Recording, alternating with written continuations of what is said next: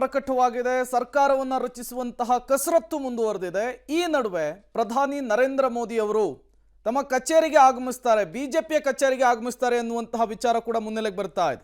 ಬಿಜೆಪಿಗೆ ಸ್ಪಷ್ಟ ಬಹುಮತ ಬಂದಿಲ್ಲ, ಬಿಜೆಪಿಗೆ ರಾಷ್ಟ್ರೀಯ ಮಟ್ಟದಲ್ಲಿ ಸೋಲಾಗಿದೆ.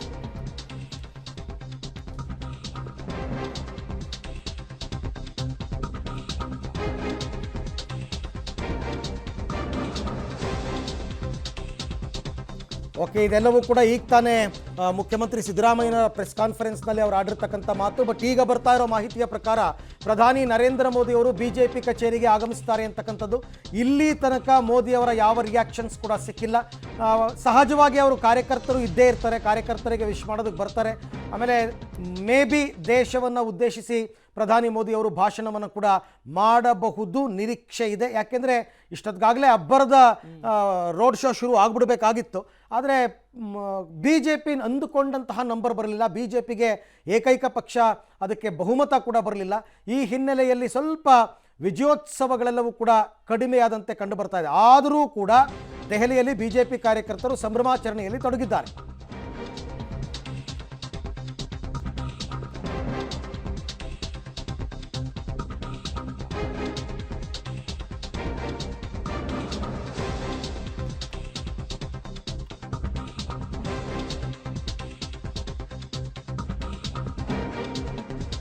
ಕೆಲವೇ ಕ್ಷಣಗಳಲ್ಲಿ ದೆಹಲಿಯ ಬಿಜೆಪಿ ಕಚೇರಿಗೆ ಪ್ರಧಾನಿ ನರೇಂದ್ರ ಮೋದಿ ಅವರ ಆಗಮನವಾಗುತ್ತೆ. ಪ್ರಧಾನಿಗಳ ಆಗಮನದ ಹಿನ್ನೆಲೆಯಲ್ಲಿ ಸಾವಿರಾರು ಸಂಖ್ಯೆಯಲ್ಲಿ ಬಿಜೆಪಿಯ ಕಾರ್ಯಕರ್ತರು ಕಚೇರಿಯ ಮುಂದೆ ಜಮಾಯಿಸಿದ್ದಾರೆ. ಎನ್ಡಿಎ ಮೈತ್ರಿಕೂಟ ಅಧಿಕಾರವನ್ನು ಹಿಡಿಯೋದು ಪಕ್ಕಾ ಆಗಿದೆ. ಅದಕ್ಕೆ ಬೇಕಾದಂತಹ ಕಸರತ್ತುಗಳನ್ನು ಮಾಡಿಕೊಳ್ಳಲಾಗ್ತಾ. ಚಿಕ್ಕಬಳ್ಳಾಪುರದಲ್ಲಿ ಗೆದ್ದಂತಹ ಬಿಜೆಪಿ ಅಭ್ಯರ್ಥಿ ಸುಧಾಕರ್ ಅವರು ರೋಡ್ ಶೋ ಮಾಡ್ತಾ ಇದ್ದಾರೆ. ಒಂದು ರೀತಿಯಲ್ಲಿ ಸುಧಾಕರ್ ಅವರಿಗೆ ಇದೊಂದು ರೀತಿ ಪುನರ್ಜನ್ಮ, ರಾಜಕೀಯ ಪುನರ್ಜನ್ಮ ಇದ್ದಂಗೆ.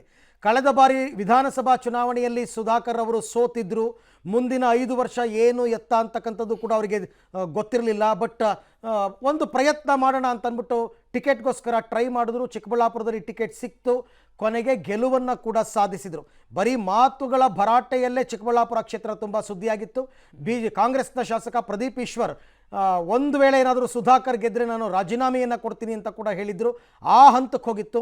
ಬಿ ಜೆ ಪಿಯಲ್ಲಿ ಅವರದ್ದೇ ಪಕ್ಷದ SR ವಿಶ್ವನಾಥ್ ಅವರು ತಮ್ಮ ಪುತ್ರನಿಗೆ ಟಿಕೆಟ್ ಸಿಗಲಿಲ್ಲ ಅನ್ನೋ ಕಾರಣಕ್ಕೆ ಸರಿಯಾದ ಸಹಕಾರ ಕೊಡಲಿಲ್ಲ SR ವಿಶ್ವನಾಥ್ ಅವರ ಪುತ್ರ ಅಲೋಕ್ ವಿಶ್ವನಾಥ್ ಅವರಿಗೆ. ಸೊ ಇದೆಲ್ಲದರ ನಡುವೆನೂ ಕೂಡ ಸಂಹೌ ಬ್ಯಾಲೆನ್ಸ್ ಮಾಡುವಲ್ಲಿ ಸುಧಾಕರ್ ಅವರು ಯಶಸ್ವಿಯಾಗಿದ್ದಾರೆ. ಚಿಕ್ಕಬಳ್ಳಾಪುರ ಕ್ಷೇತ್ರ ಹಾಗೆ ನೋಡೋಕೆ ಹೋದರೆ ಬಿ ಜೆ ಪಿಯದ್ದೇ ಇತ್ತು. ಆದರೆ ಈ ಸರ್ತಿ ಅಭ್ಯರ್ಥಿ ಬದಲಾಗಿದ್ದು ಬೇರೆ ಬೇರೆ ರೀತಿಯಲ್ಲಿ ಸುಧಾಕರ್ ಅವರು ಸೋಲ್ತಾರೆ ಅಂತಕ್ಕಂಥದ್ದು ಕೆಲವರೆಲ್ಲ ಬಾಯಲ್ಲಿ ಮಾತು ಬರ್ತಾ ಇತ್ತು. ರಕ್ಷಾರಾಮಯ್ಯ ಅವರು ತುಂಬ ದೊಡ್ಡ ಫೈಟ್ ಕೊಟ್ಟರು. ಈವನ್ ಕಾಂಗ್ರೆಸ್ನ ದೊಡ್ಡ ದೊಡ್ಡ ಲೀಡರ್ಸ್ ಎಲ್ಲ ಹೋಗಿ ದೊಡ್ಡ ಪ್ರಚಾರ ಮಾಡಿದ್ರು. ಇದೆಲ್ಲದರ ನಡುವೆ ಕೂಡ ಸುಧಾಕರ್ ಅವರು ಗೆದ್ದಿದ್ದಾರೆ. ಹಾಗಾಗಿ ಕಾರ್ಯಕರ್ತರಿಗೆ ಮತ್ತು ಮತದಾರರಿಗೆ ಧನ್ಯವಾದವನ್ನು ಅರ್ಪಿಸುವ ಸಲುವಾಗಿ ರೋಡ್ ಶೋ ಒಂದನ್ನು ಮಾಡ್ತಾ ಇದ್ದಾರೆ ಚಿಕ್ಕಬಳ್ಳಾಪುರ ನಗರದಲ್ಲಿ. ಲಕ್ಷಕ್ಕೂ ಹೆಚ್ಚು ಲೀಡ್ ತಗೊಂಡಿರೋದು ಸರ್, ಲಕ್ಷಕ್ಕೂ ಹೆಚ್ಚು ಲೀಡ್, ಒಳ್ಳೆ ಮಾರ್ಜಿನ್ನಲ್ಲೇ ಗೆದ್ದಿದ್ದಾರೆ. ಒಳ್ಳೆ ಮಾರ್ಜಿನ್ನಲ್ಲೇ ಅವರು ಈ ಸರ್ತಿ ಗೆದ್ದಿರ್ತಕ್ಕಂಥದ್ದು. ಒಂದಷ್ಟು ಜನರ ಪ್ರಶ್ನೆಗಳಿಗೆ ಅವರು ಉತ್ತರವನ್ನು ಕೊಡಬೇಕಾಗಿತ್ತು. ಈ ಗೆಲುವಿನಿಂದ ಅವರು ಕೆಲವರ ಪ್ರಶ್ನೆಗಳಿಗೆ ಉತ್ತರವನ್ನು ಕೊಟ್ಟಿದ್ದಾರೆ.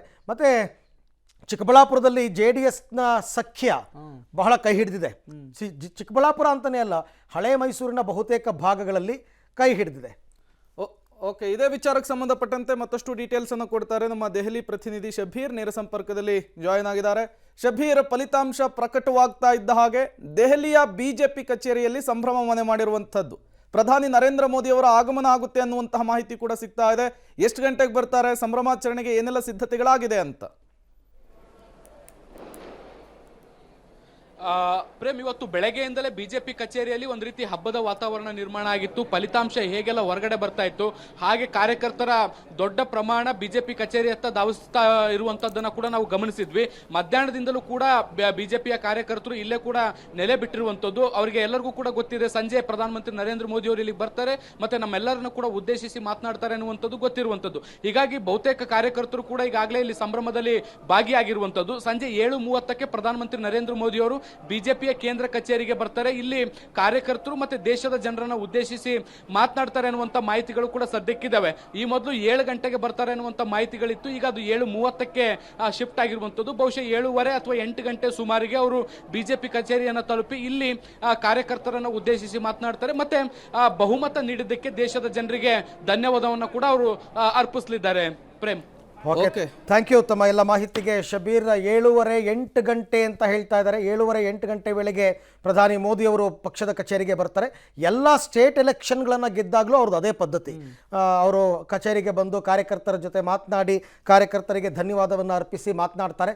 ಸೊ ಈಗಲೂ ಕೂಡ NDA ಬಹುಮತವನ್ನು ಪಡೆದಿದೆ ಅನ್ನುವಂತಹ ಲೆಕ್ಕಾಚಾರದಲ್ಲೇ ಅವರು ಮುನ್ನಡೆಯನ್ನು ಇಡಬೇಕಾಗುತ್ತೆ. ಯಾಕೆಂದರೆ ಆ್ಯಸ್ ಎ ಸಿಂಗಲ್ ಪಾರ್ಟಿ ಅವರಿಗೆ ಬಹುಮತ ಬಂದಿಲ್ಲ.